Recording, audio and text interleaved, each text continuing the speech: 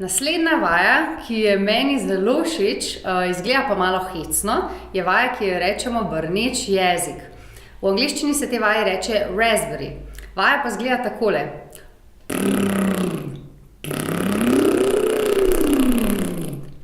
Jezik je ogromna mišica in jezik je tista mišica, ki je na sredini naše cevi našega inštrumenta.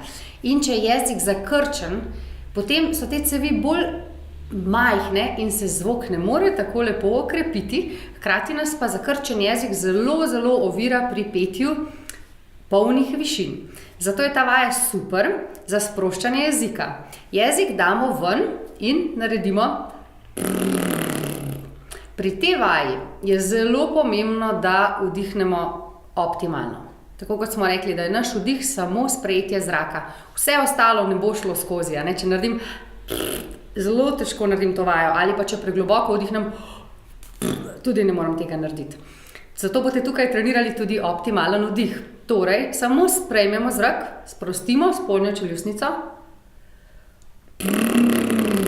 in potem ali pa po lestvicah takole.